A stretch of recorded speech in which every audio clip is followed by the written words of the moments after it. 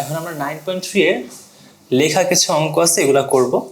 যদিও এই যে অঙ্কগুলো এখন আমরা করব এগুলো কিন্তু পরে আমাদের অঙ্ক থাকবে, মানে 9.8 9.7 থাকবে। বাট যেহেতু স্যারের বই দেখে 9.3 দেওয়া আছে, এই জন্য আমরা করতেছি।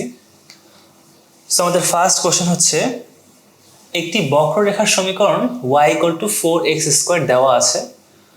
বক্ররেখাটির x = 2 বিন্দুতে dy dx এর মান নির্ণয় করো। আচ্ছা, সো ধরো একটা বক্ররেখা, এই বক্ররেখাটার ইকুয়েশন হচ্ছে y = 4x², মানে x এর মান বসালে y পাওয়া যাবে, এমন একটা ইকুয়েশন।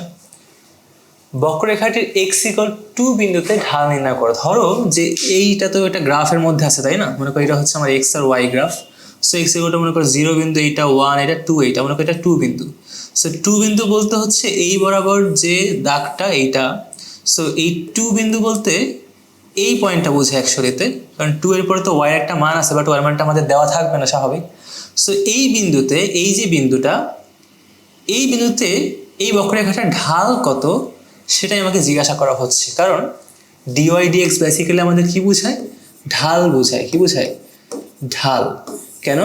ঢাল মানে কি? ঢাল মানে হচ্ছে আমরা জানি যে y2 - y1 / x2 - x1, যেটা সরলরেখার ক্ষেত্রে বেসিক্যালি হচ্ছে ঢাল বলতে বোঝায় হচ্ছে, এই দেখো এই যে y2 - y1 লিখতাম না, নিচে কি লিখতাম? x2 - x1। এই y2 - x1 মানে বেসিক্যালি কি? y এর পার্থক্য মানে কি? Del y। এবং x2 - x1 মানে কি? Del x। এবং এই ডেলটা যত ছোট হয়, মানে ডেল তো বড় পরিবর্তন, আর ছোট পরিবর্তনকে আমরা কি বলি? ডি বলি। মানে আমরা যদি বলি ডেল ওয়াই তার মানে বড় পরিবর্তন, আর যদি বলি ডি ওয়াই তার মানে কি? অনেক ক্ষুদ্র পরিবর্তন। সো আমরা ইজিলি এটাকে রিপ্লেস করতে পারি ডি ওয়াই বাই কি দ্বারা? ডিএক্স দ্বারা। তাহলে আমরা জানি ডি ওয়াই বাই ডিএক্স মানে আবার কি আমাদের, তাহলে কি বলতে পারি? ডি ওয়াই বাই ডিএক্স হচ্ছে আমাদের ঢাল। ওকে, সো কোনো সরলরেখার d y by d x, sorry কোনো বক্ররেখার কোনো বিন্দুতে ডি ওয়াই ডিএক্স নির্ণয় করা, বা basically generally d y by d x নির্ণয় করা মানে হচ্ছে তার ঢালের সমীকরণ বের করা। এটা আমি ওই যখন পড়াতাম 9.7 9.8 তখন আমি এমনিতেই বলতাম, বাট এখানে একটু বলে নিচ্ছি আর কি। আচ্ছা, বাট এটা ম্যাটার করে না যদি আমার অঙ্কের ক্ষেত্রে। আমরা জানি y কত দেওয়া আছে, কত? 4x²। সো আমরা বের করবো হচ্ছে dy dx, কিন্তু x = 2 বিন্দুতে। সো এই x = 2 দেওয়া থাকলে আগে লাভ দিয়ে এখানে x = 2 বসানো যাবে না। ওকে, তাহলে কিন্তু ঢাল বের করতে পারবো না। আগে আমি dy dx এর মানটা বের করবো। ঢাল বলতেছি এখানে আমরা, না আমি তো জানি যে dy dx মানে ঢাল, এজন্য ঢাল কথাটা চলে আসতেছে। যাই হোক, সো dy dx এর মান কত হবে? এখন dy dx মানে কি? ddx অফ y, তাই না? এখন দেখো তো আমাদের y এর কি একটা ভ্যালু দেওয়া আছে না? এখানে আমার y-টা হচ্ছে x এর উপর ডিপেন্ডেন্ট, মানে আমরা শুধু y-কে যখন করবো তখন y এর জায়গায় যে x এর ভ্যালুটা সেটা আমরা রিপ্লেস করে নিব, রাইট? তো কি করবো আমরা এখন? dy বাই dx মানে ddx অফ y, এবং এর মানে হচ্ছে কত? ddx অফ y এর ভ্যালু কত? 4x²। সো আমরা এই 4x² সুন্দরভাবে ডেরিভেটিভ করে নেব। 4 মতো থাকবে, x² করলে কত হবে? 2x হবে, রাইট? সো আমাদের আসবে কত? আমাদের 8x। সো আমরা কি পেলাম? যে এই সমীকরণের dy dx এর মান হচ্ছে কত? 8x। ওকে, যেটা আসলো সেটা হচ্ছে, আমি অঙ্কের জন্য বলতেছি না, আমি জেনারেলি বলতেছি, এই যে dy dx এর যে মানটা আসলো এটা হচ্ছে এই বক্ররেখার ক্ষেত্রে ঢালের সমীকরণ। সমীকরণ মানে কি? সরলরেখা একটা ফিক্সড ঢাল হয়, কারণ সব জায়গাতে স্ট্রেইট, বাট বক্ররেখা তো স্ট্রেইট না, বাঁকা, তার এক এক জায়গায় এক রকম, তাই না? এক এক জায়গায় পরিবর্তন এক এক রকম, সেজন্য প্রত্যেক জায়গায় ঢালটাও কি হবে? ডিফারেন্ট। এই ইকুয়েশন দ্বারা হচ্ছে সেই ঢালটা আমরা বের করতে পারবো যদি আমরা x এর ভ্যালু বসাই। দেখো এখানে দেখা যাচ্ছে যে ঢালটা dy dx মানে ঢাল কার উপর ডিপেন্ড করতেছে? 8x, মানে x এর উপর ডিপেন্ড করতেছে। সো x এর ভ্যালুটা যদি আমরা চেঞ্জ করি ঢালটাও কি হবে? চেঞ্জ হবে, তাই না? সো এখন x = 2 বসালে কি হবে? x = 2 বিন্দুতে dy বাই dx এর ভ্যালু কত হয় বলো তো? 8 × 2 বা কত? 16। সো বেসিক্যালি হচ্ছে এই সরলরেখার x = 2 বিন্দুতে ঢালের মান হচ্ছে কত? 16, বা dy dx হচ্ছে কত? 16। ওকে, সো x এর যে ভ্যালুটা থাকবে সেটা আমরা আগে কিন্তু বসাতে পারবো না, আমাদের dy dx এর জেনারেল ইকুয়েশনটা বের হবে, তারপরে হচ্ছে আমরা মানটা বসাবো আর কি x এর। আচ্ছা, সো আমরা নেক্সট অঙ্কে যাব। ফাংশন অফ x = সামথিং দেওয়া আছে, ফাংশন অফ x এর মান নির্ণয় করো। f অফ x = 0 হলে x এর মান কত? আচ্ছা, এটা হচ্ছে f প্রাইম x, এখানে f প্রাইম একসাথে হয়ে গেছে, এটা হচ্ছে এফ প্রাইম এক্স এর মান নির্ণয় করো। ওকে, সো ফার্স্ট কোশ্চেন হচ্ছে ফাংশন অফ এক্স দেওয়া আছে, এফ প্রাইম এক্স এর মান নির্ণয় করো। এখন অনেকে ফাংশন অফ এক্স দেখলে ভয় পাবে, আবার রিপিট করি। এই যে আমাদের এক্স এর যে ফাংশনগুলো একটু আগে দেখলাম 4x², তাই না? এই এক্স এর ফাংশনটা আমরা কি দ্বারা রিপ্রেজেন্ট করলাম? ওয়াই দ্বারা, তাই না? সো এই এই ওয়াই এর মানটা বেসিক্যালি কি দ্বারা নির্ণয় করলাম? এক্স দ্বারা না। সো আমরা এই 4x² কিন্তু ওয়াই না বলে বলতে পারতাম কি function of x. So 4x² মানে ওয়াই, আবার 4x² মানে ফাংশন অফ এক্স। তার মানে আমরা বলতে পারি না যে ওয়াই কে আমরা ইজিলি ফাংশন অফ এক্স বলতে পারি যদি ওয়াই একটা এক্স এর ফাংশন হয়। আবার সেই এক্স এর ফাংশনকে আমরা এফ অফ এক্স বলতে পারি। তাহলে ওয়াই বেসিক্যালি হচ্ছে কত? Function of x. So d y d x নির্ণয় করা যা কথা, basically d d x of function of x নির্ণয় করাও কি সেম কথা। সো ডিওয়াই ডিএক্স নির্ণয় করলে এটাকে আমরা কি বলতাম? ওয়াই বার, বা কি বলতে পারতাম?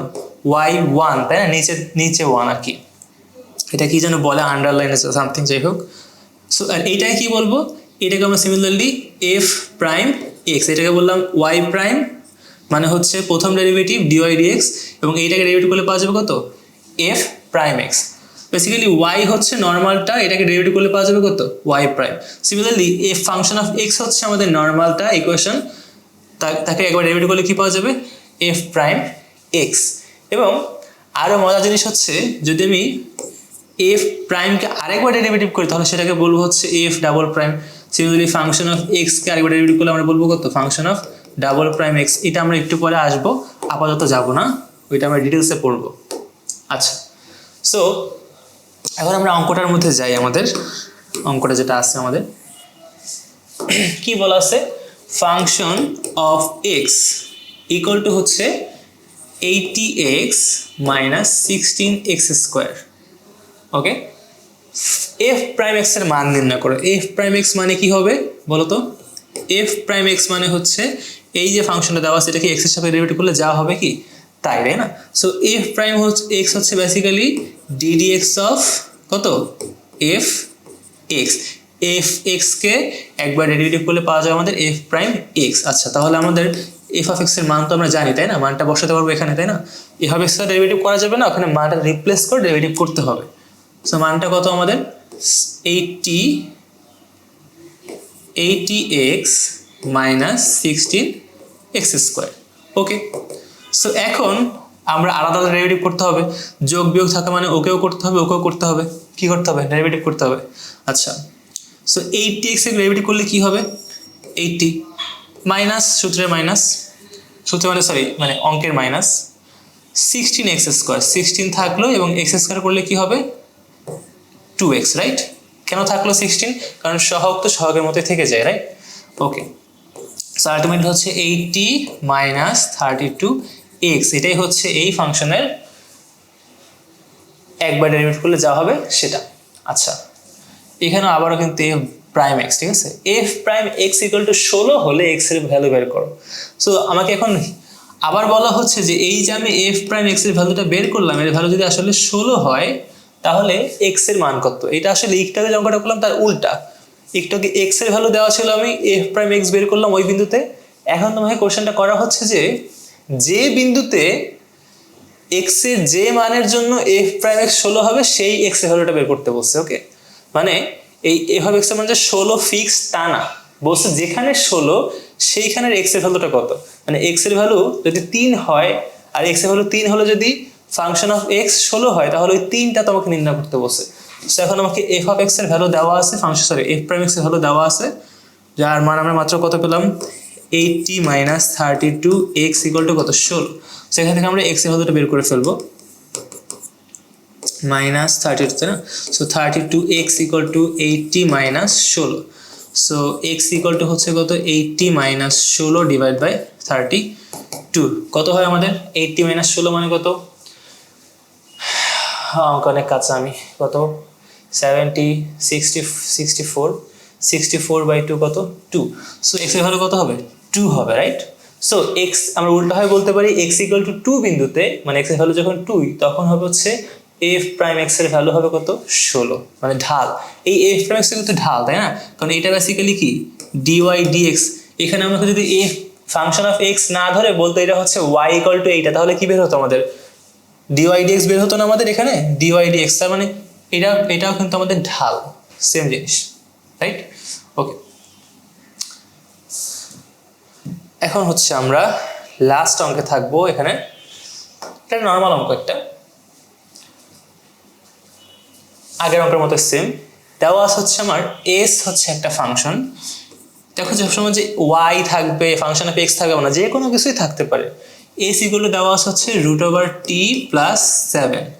বলছে যে ডিএস বাই ডিটি এর মান নির্ণয় করো। So d s by d t basically কি, ডি ডিটি অফ কি এস, মানে এই যে এসটাকে, এটাকে টি এর সাপেক্ষে ডেরিভেটিভ করতে হবে, তাই না? এর মান নির্ণয় করো যখন টি এর মান নাই। সো যখন যে টি এর মান, এটা আমরা পরে ইউজ করবো, আমাদের অঙ্কের মধ্যে ফার্স্টে কোনো কাজ নেই। সো এখন আমরা কি করবো, ফার্স্টে ডিএস ডিভাইড বাই ডিটি নির্ণয় করবো। আমরা এই লাইন থেকে করতে পারি, এই লাইন থেকে করতে পারি, খেয়াল করো দুইভাবে করা যায়, আমি দুইটাই শেখাবো। মানে বেসিক্যালি সেম জিনিস। দেখো আমি আগে তো এভাবে করলাম, এবার এভাবে করি। সো আমরা কি লিখবো, ডিএস বাই টি নির্ণয় করতে হবে, তাই না?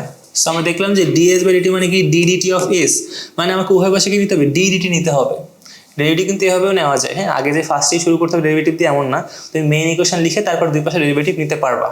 সো কি হবে, আমি দুই পাশে ডি ডিটি নিব, তাহলে এই পাশে হবে ডি ডিটি অফ এস, আর এই পাশে ডি ডিটি নিচ্ছি মানে এই পাশে নিতে হবে, তাহলে কত হবে, ডি ডিটি অফ কত, এই পাশে কি আছে, √t+7।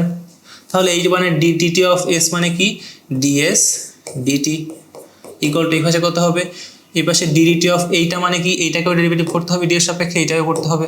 সো √t কি করলে কি পাওয়া যায়, আমরা জানি √x যদি করি তাহলে কি হয়, 2√x। তাহলে √t কি করলে কত হবে, 1 বাই কত, সরি √x এ করলে কি পাওয়া যায়, 1/2√x, সরি। তাহলে টি কে করলে কি পাওয়া যাবে, 1/2√t, জাস্ট x এর জায়গায় টি হয়ে যাবে, তাই না?